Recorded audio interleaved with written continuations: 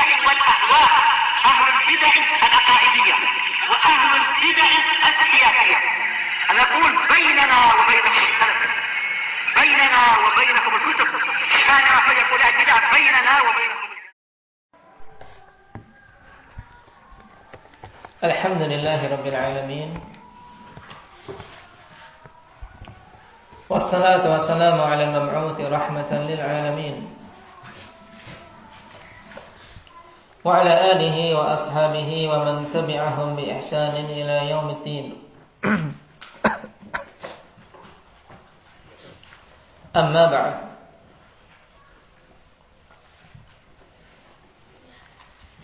Kemarin kita membahas tentang dua nama di antara nama-nama Allah Subhanahu wa taala, yaitu Al-Jabbar. Disebutkan ada beberapa kandungan makna padanya. Dari nama Allah Subhanahu wa taala Al-Jabbar, indah Abu Mujahid, ada berapa? Ada 3, yaitu yang pertama bermakna Al-Qahhar, yaitu menunjukkan Allah Subhanahu wa taala Maha Kuat dan Maha Kuasa. Karena tidak ada yang mampu keluar dari kekuasaan Allah Subhanahu wa taala dan pengaturannya. Ini maksud atau salah satu dari kandungan makna Al-Jabbar. Yang kedua,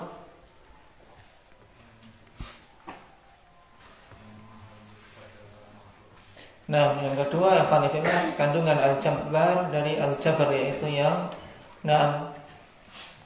maha lemah lembut terhadap makhluk-makhluknya, memberikan kemudahan bagi yang kesulitan, memberikan kesabaran bagi yang tertimpa musibah. Ini juga kandungan makna Al-Jabbar. Yang ketiga,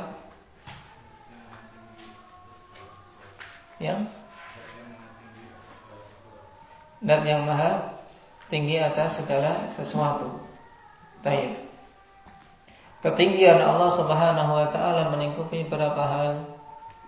Indak ya Abdur Rauf, aina Abdur Rauf? Ada 3 jenis ketinggian. Yang pertama, Al-Mudad, maksudnya Allah Subhanahu wa taala zatnya maha tinggi, tinggi di atas arsy. Baik, terus yang kedua, Ulul Qadar, maksudnya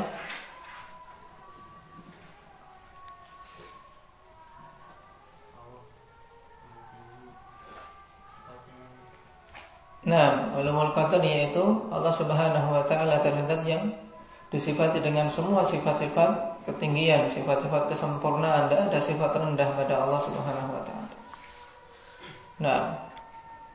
Yang ketiga, Ulul Qahar, maksudnya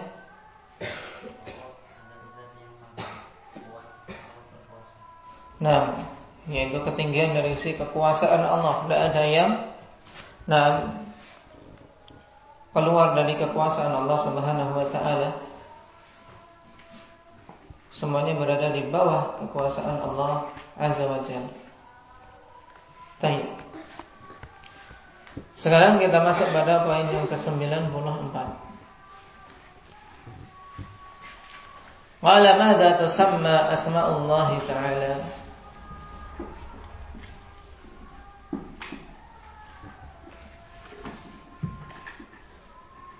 Dengan apa nama-nama Allah Subhanahu wa taala dinamakan? Atau dengan kata lain, poin yang ke-94 ini nama-nama Allah Subhanahu wa taala itu disebut dengan apa? Wal jawab, disebut dengan Al-Asmaul Husna. Jadi nama-nama Allah Subhanahu wa taala itu istilahkan dengan Al-Asmaul Husna. Dan ini kaidah mendasar yang harus kita yakini, ikhwanillah, bahwasanya semua nama-nama Allah Subhanahu wa taala itu husna. Apa yang dimaksud dengan husna, Aba Yusuf?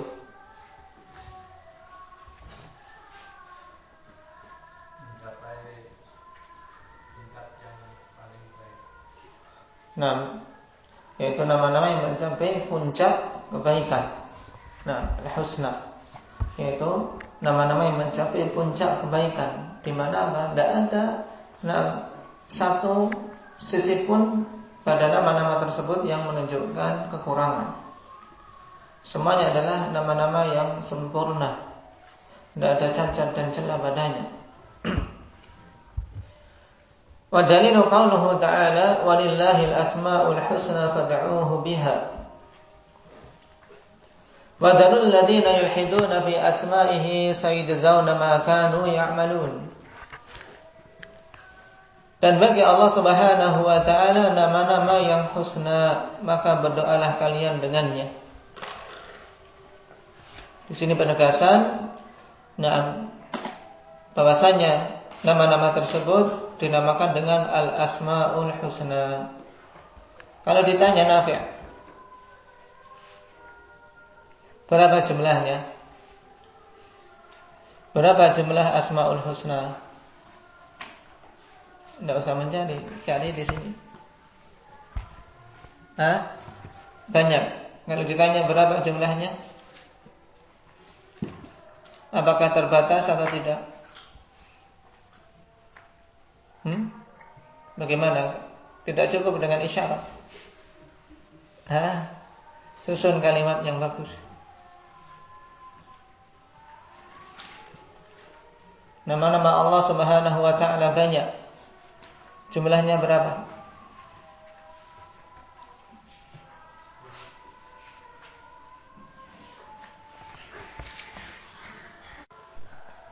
Ingat-ingat jawabannya. Itu ketika ditanya dengan pertanyaan seperti itu, kita katakan bahwasanya nama-nama Allah Subhanahu wa taala itu banyak. Tidak terbatas dengan jumlah yang kita ketahui. Baik.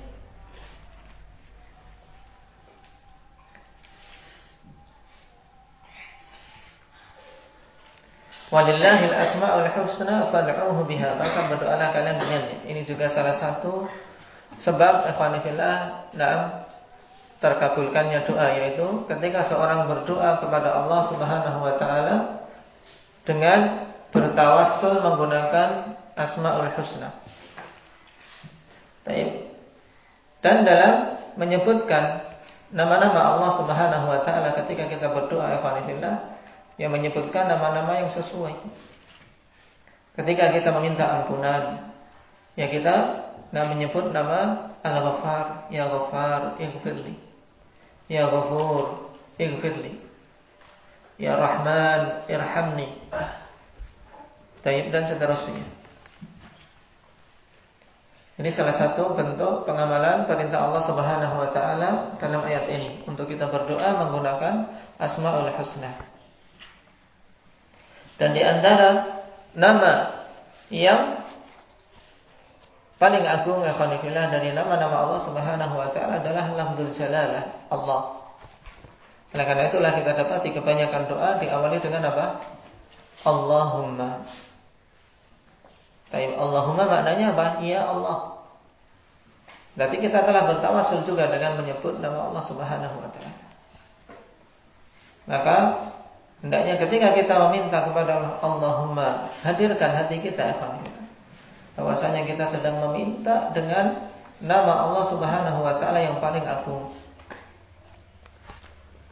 yang dinamakan dengan Al-Ismul A'dzam. Wa darul ladzina yulhiduna fi asma'i, dan tinggalkanlah orang-orang yang melakukan penyimpangan terhadap nama-namanya. Dan penyimpangan terhadap nama-nama Allah Subhanahu wa taala banyak bentuknya, di antaranya dengan menolaknya. Demikian pula dengan menyamakan nama tersebut dengan nama makhluk. Kemudian juga dengan menolak sifat yang terkandung di dalam nama tadi. Yang ketiga dengan menggunakan nama-nama tersebut bukan pada tempatnya. Dan ini banyak tidak disadari oleh kaum muslimin untuk jenis ini. Misalnya akhanifillah, untuk digunakan sebagai raja, yang pengen kuat, yang pengen suruh menulis al-qawi, ya, di koin kemudian dijadikan kalung misalnya. Tayyib. dan seterusnya. Nah, ini termasuk bentuk ilhad, yaitu menyimpang dalam permasalahan nama-nama Allah Subhanahu wa taala. Baik. Sayajzauna ma kanu ya'malun, dan sungguh mereka itu akan dibalas sesuai dengan apa yang dulu mereka amalkan. Dan berarti dengan mempelajari Asmaul Husna, ini salah satu usaha untuk bisa selamat dari penyimpangan-penyimpangan seputarnya. Nah,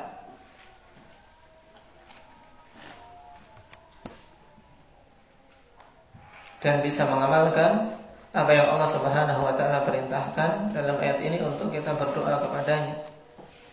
Dan juga mendapatkan keutamaan yang besar, yaitu janji surga.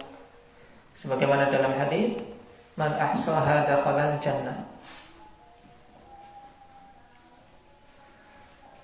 Qala ayyuhuma aktsaru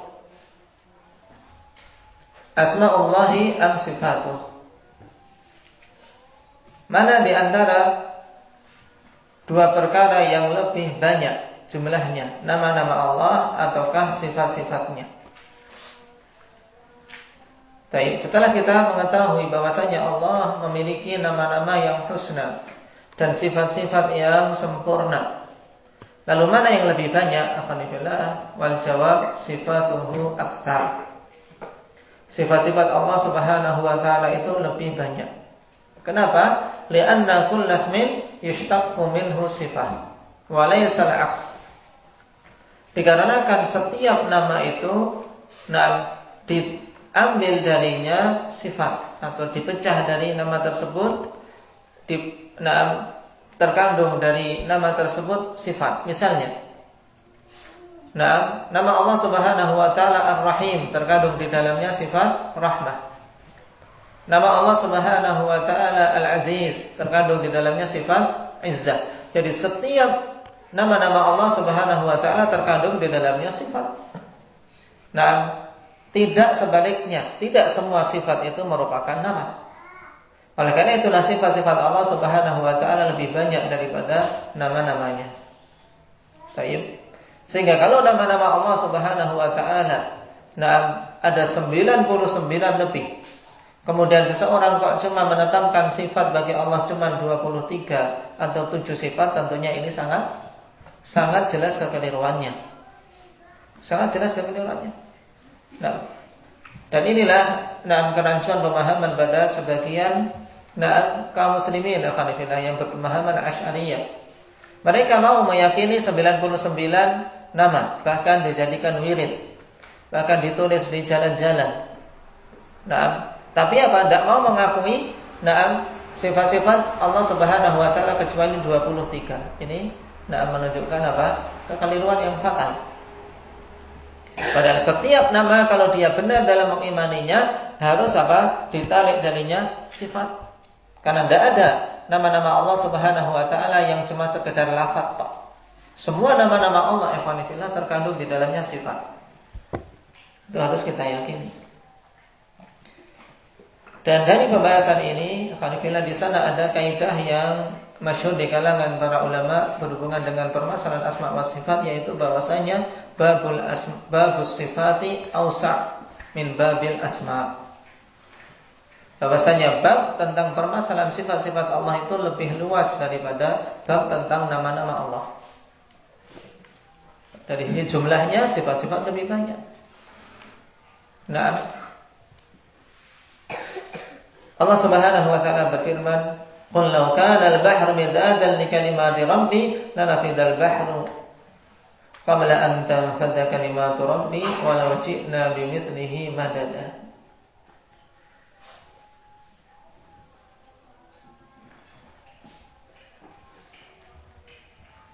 Baik. Dan ayat ini alhamdulillah, penempatan di sini wallahu taala alam. Baik.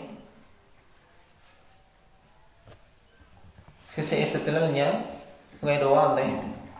Kemungkinan salah dalam menempatkan. Karena ayat ini berhubungan dengan kalam Allah azza wa jalla. Baik. Katakanlah seandainya lautan itu dijadikan sebagai tinta untuk menulis kalimat-kalimat Allah Subhanahu wa taala, maka tentu akan habis lautan tersebut sebelum habis kalimat-kalimat Allah Subhanahu wa taala.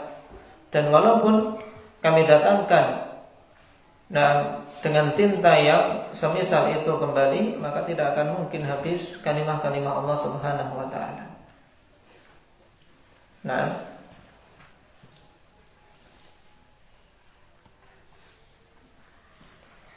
ayat ini berhubungan dengan masalah apa dalam Qawaidul Muthla?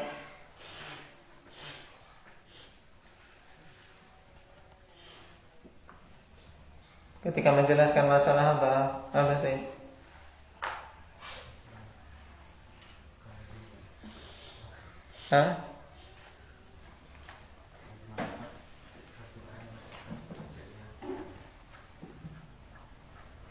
Taib. Nah, berhubungan dengan adanya permasalahan kelaziman sifat fi'liyah. Bahwasanya ketika ahli sunnah menetapkan sifat fi'liyah, berarti kelazimannya ada fi'il yang disifati dengan hadith. Taib. Tapi yang jelas dalam masalah ini, bahwasanya nama-nama Allah Subhanahu wa taala khalifillah mesti diambil darinya sifat, sehingga sifat tentunya lebih banyak karena tidak semua sifat dijadikan sebagai nama. Paham? Jadi semua sifat mesti terkandung padanya nama, semua nama mesti terkandung di dalamnya sifat, dan tidak semua sifat dijadikan nama sebagai Allah Subhanahu wa taala. Itu yang butuh diingat. Barakallahu fiikum wa nafa'ani.